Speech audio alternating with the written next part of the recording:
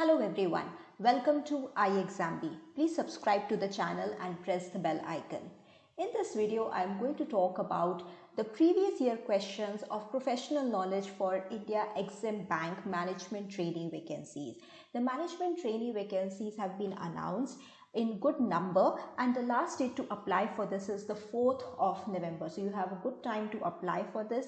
Very good bank, all India financial institution in our country, very professionally run. And this is the second time they are recruiting in 2022. So we will discuss about the professional knowledge and the questions that came last year.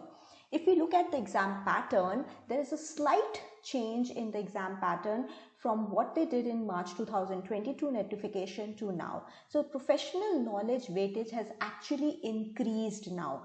That time, last time, in the professional knowledge were consisting of 3 descriptive questions with a total marks of 50. Now this time the professional knowledge will be descriptive in nature. However, instead of 3 you will have 5 questions of 75 marks. So from 50 marks it has increased to 75 marks for this year with 5 questions to be attempted. The timeline that will be given to you continues to be 35 minutes in which you have to attempt these 5 questions. So it is very important to answer to the point and cover the main points in this time frame to be able to attempt all the questions. What exactly you should be studying in professional knowledge, we have done a separate video by Tushar sir where he has explained the entire syllabus and what all you should be studying. So in case you have missed that, you can check it out in the description box. You will find the link to this video. So let's look at the questions. The first question that came last year from professional knowledge was a 15-mark question, and the word limit was also mentioned in the exam that you had to write it in approximately 225 words. The question had a choice. You were given 2 questions and you had to attempt any one of them. The first question was about the income recognition, asset classification and the provisioning norms. These are very commonly referred to as the IRACP norms given by RBI, right? So these norms have been given and you had to write a note on this. Or you had an option to attempt another question which was related to the balance sheet. Who are the users of the balance sheet? And what do we mean by the horizontal and the vertical analysis of a balance sheet? So these 2 questions were there. In this video, I am going to discuss how you could have approached this. So whenever you are writing the descriptive answer, it is very important to follow a good structure. So your content is important, that you answer what has been asked in the question. Also important is that you make a good structure. So always follow this rule of having an introduction, the main body which refers to the question that is being asked, and a concluding remark. Even if it is a one-liner, it is okay, but you should try to finish your answer with a concluding statement. In this question now, what you could have done, an introduction could be about who has given these IRACP norms. So these are given by RBI and actually they came after the recommendation of the Committee on Financial System who was chaired by M. Narasimham. So this is one way where you could introduce, and another way is you could tell about what these norms are applicable to. So these norms are applicable to all kinds of lending institutions in our country, like the banks, like we have the commercial banks, we have the small finance banks, we have the regional rural banks, so all kinds of banks except for of course the payment banks because they don't lend. So it's important that the lending banks are there. And then the All India financial institutions. The All India financial institutions, we have 5. EXIM Bank is one of them. And then there are the NBFCs, the non-banking financial companies in our country, which work parallel to the banking system in our country. So these are 2 ways. There could be various other ways in which you can write an introductory line. Now the main body will of course consist of talking about these norms, the income recognition, asset classification and provisioning. So what happens is when a bank is lending or any lending institution is giving out money, that money or loan or advance as we call it becomes the asset for the banks or the lending institution. So now how they behave in terms of their repayment and servicing of the loans in form of the interest, it is very, very important, because that's exactly what defines the business of the lending institution. So it is very important to be able to classify and recognize them. And how to recognize the income? So there are rules here. First, you should approach to tell about the meaning of NPA, which stands for the non-performing assets. Right? So we have the non-performing assets. Before that, you can also tell that we have the standard assets. Standard assets basically refers to the assets or the loans which are servicing as per the loan covenants, as per the schedule. So they are on time, they are making the payments. And then we can have the non-performing assets. So what exactly are meant by the non-performing assets? The ones on which the interest and or the repayment of the amount of the principal remains, or either of them or both of them remains overdue for a continuous period of more than 90 days, right? So this is what you can define. You can include some more definitions and aspects related to different types of accounts. Say for example, credit facilities, cash credit, CC limits have a different cycle. Crop loans have a different cycle. So if you remember that much, you can write. Otherwise, generic is more than enough, because you have to finish your answer in 225 words, right? So we don't have to write too much also on any one aspect. Then we should also talk about the classification. So classification is basically the standard assets and these NPAs both are broken down depending on the timelines, right? So standard assets have three categories: SMA 1, 2 and 3, and then we have the NPAs, which again have three categories. We have the substandard, we have the doubtful, and we have the loss. So all these could have been explained in this answer. And then the provisioning norms, how much provision has to be created against each of these asset classified categories, right? So for SMA loans, how much has to be done? For standard assets, how much provision has to be done? For substandard, how much is there? Doubtful and loss, right? So there are norms that are given by RBI, which you will find on RBI's website. Even in iExamB's notes, we had a similar question given for last time, professional knowledge in EXIM Bank, where we explained this entire process in our notes, in our live class sessions, in the discussion.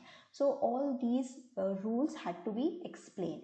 What could be a good conclusion? A good conclusion can be that why this is done, why these norms exist. So these norms are very, very important, because this helps the banks and the lending institutions to better manage their asset, proactively manage, and therefore also look at the capital. Why are we doing all this provisioning? Is to ensure that the bank or the lending institute has enough capital to sustain on a long-term basis, right? So these norms help standardize the way lending institutions do the business and are managing their assets and capital in a proactive, efficient manner. Okay. If you were going to attempt the second question, that was the other option that was given to you, which is the users of balance sheet, and what is meant by the horizontal and vertical analysis of the balance sheet, right? Now this question could also be modified as not just the balance sheet but the financial statements, because balance sheet is one of the financial statements. There are three financial statements primarily that exist. We have the income statement, we have the balance sheet, and we have the cash flow statement, right? So here specifically it's about the balance sheet. Again, the approach should be same. We should have an introduction, we should have the main body of the answer, and we should have the conclusion. So introduction can be about the balance sheet. What exactly is a balance sheet, right? So you can, as I told you, you can state like there are financial statements, and balance sheet is one of the financial statements which tells about the financial position of the company on a particular date. So there are two very, very important terms that are associated. One, that is, it is the financial position, and second, that it is on a particular date, right? So your position, of course, cannot be over a period of time. It will change every day. So that is what it is depicting. So that can be your introduction. Your main body will again talk about the the three aspects that have been asked in the question, which is the users of balance sheet, the horizontal and the vertical analysis.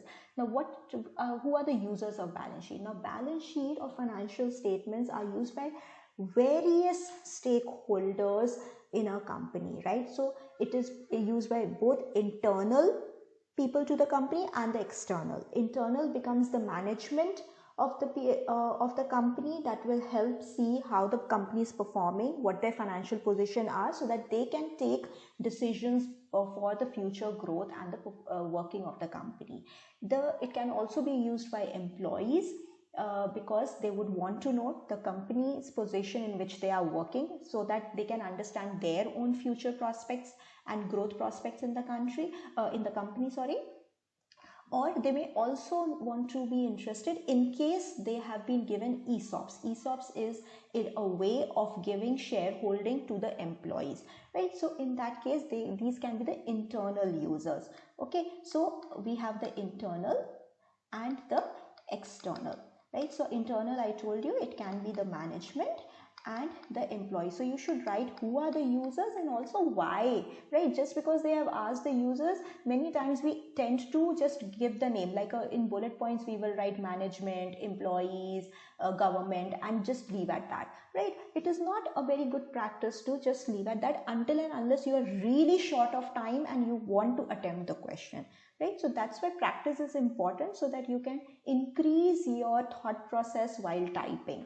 Okay, so keep practicing. So this can be the two. External users now become many. Okay, these can be the lenders.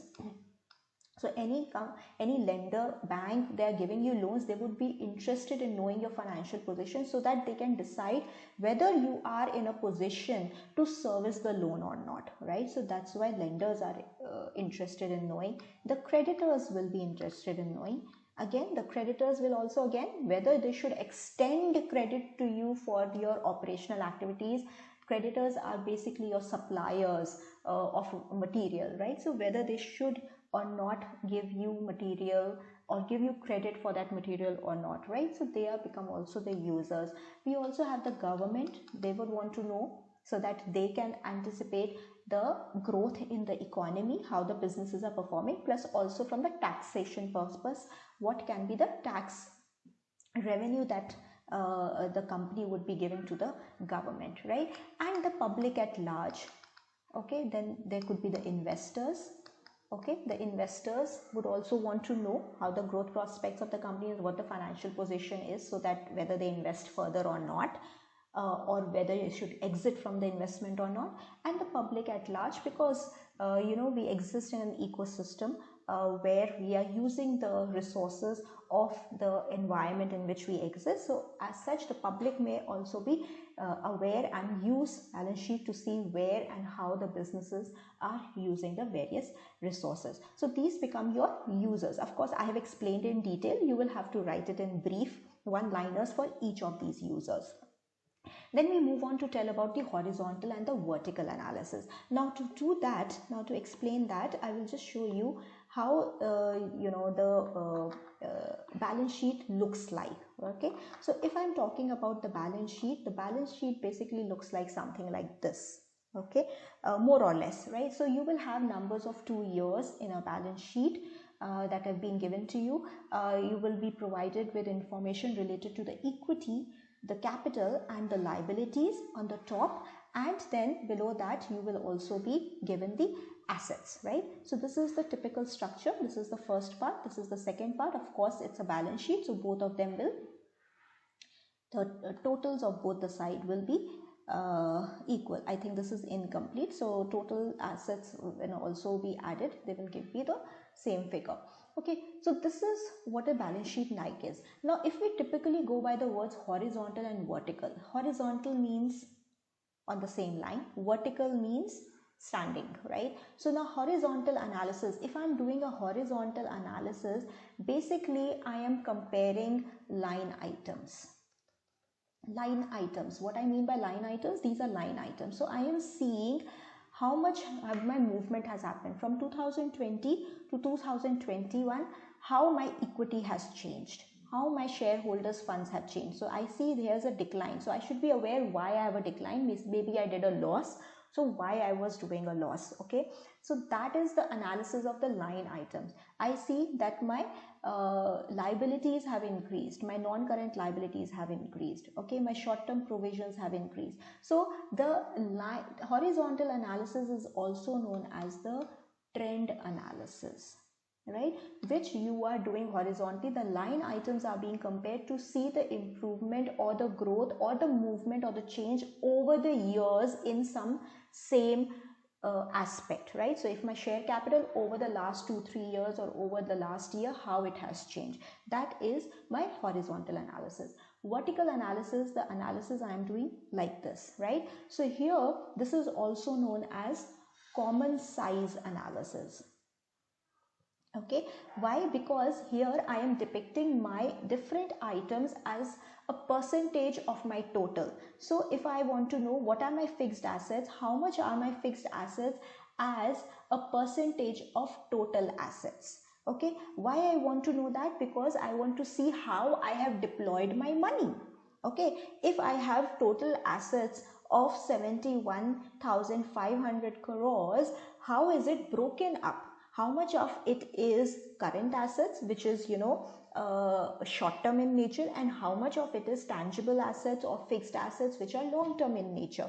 Similarly, if I am talking about my equity and liabilities, if I am talking about that I have 71,500 crores, 580 crores of total liabilities and capital, how much of this is from equity and how much of this is a liability for me which I have to pay back? Or if it is a liability, how much of it is short term in nature and how much of it is long term in nature? How much I have the money that I owe in the short term to other people? So all this analysis that is being done is on a vertical basis for 1 year itself.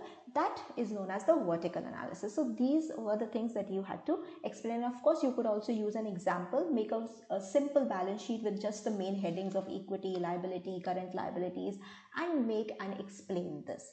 The conclusion could be the importance overall that the analysis of a financial position is why it is important, and it should be done on a regular basis to be able to understand the movement and the growth in a company. So this is how you could have approached this answer. So in this video, I have discussed certain questions of how you can approach the answer, and that is exactly what we help at iExamB. We help you unfold your potential by having conceptual clarity, by helping you understand the question and how to approach it so that you can write it in your own words in the best manner. The other questions that had come, the second and the third questions, I will be discussing similarly in the upcoming session. So please stay tuned. If you want to know the descriptive English previous year questions, you can watch the video by Prachi Ma'am where she has discussed the previous year questions and the exact approach to how you should write the essay and the letter for your descriptive English part.